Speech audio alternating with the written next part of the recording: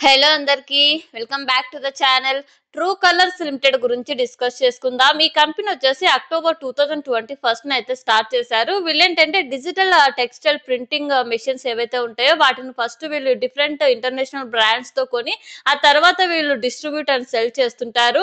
And ఇవి వచ్చేసి international brands తో అయితే టైఅప్ అవుతారని చెప్పాను కదా, లైక్ కొనికా, మెనోల్టా అని, హోప్ టెక్ అని, ఇలా ఇంటర్నేషనల్ కంపెనీస్ ఆర్ బ్రాండ్స్ తో వీళ్ళు టైఅప్ అయ్యి వాటిని ఫస్ట్ వీళ్ళు ఇంపోర్ట్ చేసుకొని డిస్ట్రిబ్యూటర్ సెల్ చేస్తుంటారు. అండ్ దీంతో పాటు డిఫరెంట్ టైప్ ఆఫ్ ఇంక్స్ ను కూడా వీళ్ళు ఆఫర్ చేస్తున్నారు. సబ్లిమేషన్ ఇంక్స్ అని, రియాక్టివ్ ఇంక్స్ అని చెప్పేసి డైరెక్ట్ ప్రింటింగ్ కి లేదా ఆ ఫ్యాబ్రిక్ టైప్ ని పట్టి యూజ్ అయ్యేలాగా ఈ ఇంక్ సొల్యూషన్స్ తో పాటు డిజిటల్ టెక్స్టైల్ ప్రింటింగ్ సర్వీసెస్ ని కూడా వీళ్ళు ప్రొవైడ్ చేస్తున్నారు.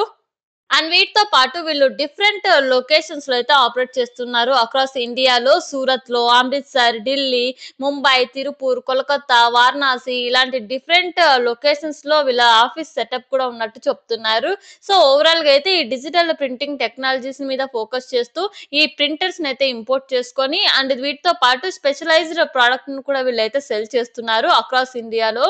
అండ్ వీటితో పాటు మనం కేటగిరీ వైజ్ గా రెవెన్యూ చూసినట్లయితే ఫ్యాబ్రిక్ సేల్ నుంచి వీళ్ళకి 51% పైగా రెవెన్యూ వస్తుంటే జాబ్ వర్క్ సేల్స్ నుంచి వీళ్ళకి 46% ఆఫ్ రెవెన్యూ వస్తున్నట్టు చెప్తున్నారు. అండ్ దీంతో పాటు ఇంక్ సేల్ నుంచి వీళ్ళకు ఆల్మోస్ట్ 30% పైగా రెవెన్యూ వస్తుంటే ఈ డిజిటల్ ప్రింటర్ సేల్స్ నుంచి వీళ్ళకు 10% పైగా రెవెన్యూ వస్తున్నట్టు చెప్తున్నారు. అండ్ దీంతో పాటు ఈ డిజిటల్ ప్రింటర్స్ కి సంబంధించిన స్పేర్ పార్ట్స్ నుంచి వీళ్ళకు 2.6% పైగా రెవెన్యూ వస్తున్నట్టు చెప్తున్నారండి.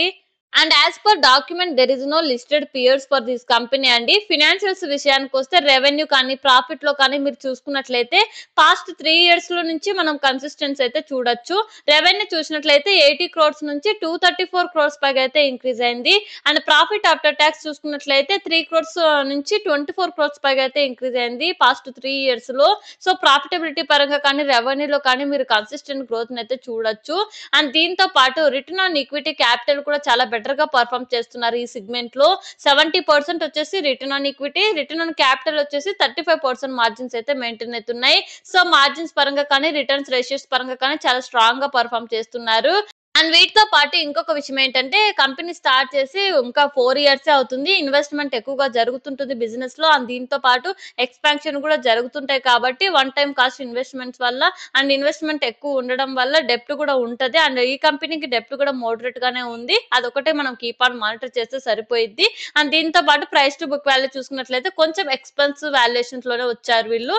బట్ ఓవరాల్ గా చూసుకున్నట్లయితే రెవెన్యూలో కానీ, ప్రాఫిట్ లో కానీ, మార్జిన్స్ వైజ్ గా కానీ, రిటర్న్ రేషియోస్ లో కానీ చాలా బెటర్ గా ఇంప్రూవ్ అయ్యారు ఇయర్ ఆన్ ఇయర్ లో. అండ్ దట్టు చాలా స్ట్రాంగ్ గా పర్ఫార్మ్ చేస్తున్నారు.